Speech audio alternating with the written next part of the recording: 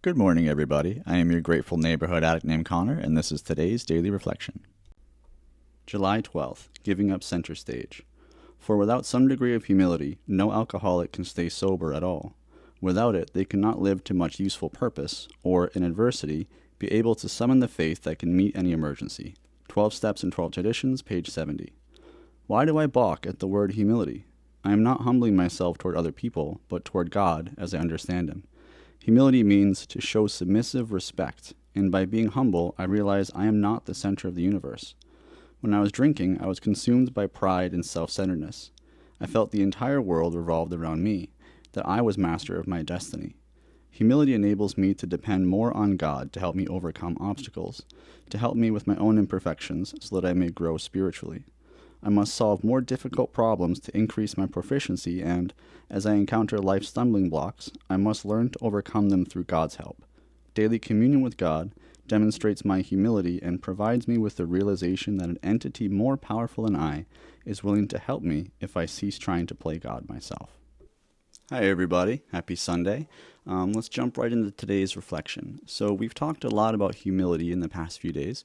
And without overcomplicating it, humility is simply seeing ourselves truthfully. And I don't want to beat a dead horse or repeat myself, so let's break this down a little bit. The last few days have asked, do I want humility? Am I willing to ask God to remove my shortcomings? And can I surrender my own will? Now today's reading asks a different question. What happens when I stop making myself the center of the story? So yesterday was about wanting humility, and today is about living humility. Now, humility isn't thinking you're worthless, letting people walk all over you, or pretending you don't have gifts. Humility is simply saying, I'm not the director, I'm not the author, I'm a participant in God's story. Now, me personally, I've never wanted to be the center of attention. I always hated it. I remember my best friend growing up had a big magnetic personality, and everywhere we went, he took all the attention off of me, and I loved that because I could breathe. Now, it's funny, I had to get used to it. I'm on camera almost every day, and I was so nervous when I first started, but it's gotten easier. And I will take center stage if asked or if needed, but I still prefer not to. But I have to learn, right? So between publicity with my books once they're finished and the idea competition I'm going to be entering, I need to be comfortable in front of both a camera and an audience of hundreds of people. And if I'm successful and win that idea competition, I'll be the founder of a new company with real potential and will likely end up doing a TED Talk of my own. So I kind of have the opposite problem, right? Learning how to take center stage. But I'll do it. I'll figure it out. So moving on to addiction and recovery, right?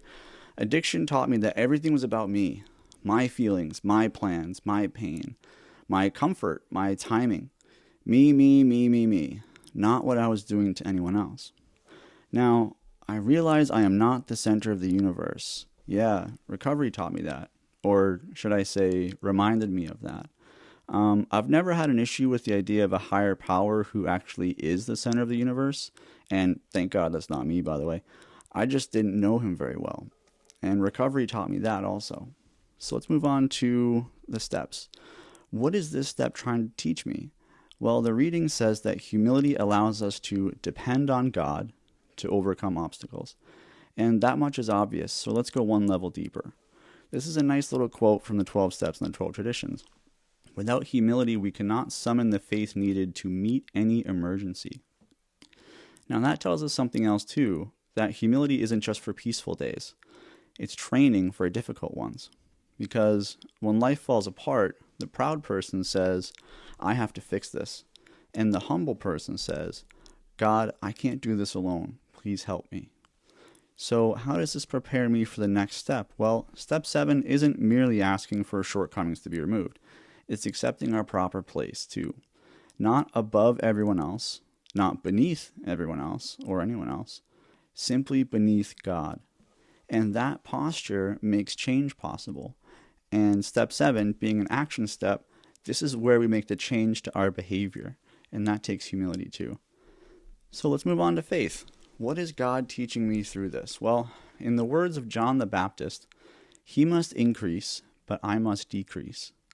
And this, I think, is the clearest biblical definition of humility that I know of.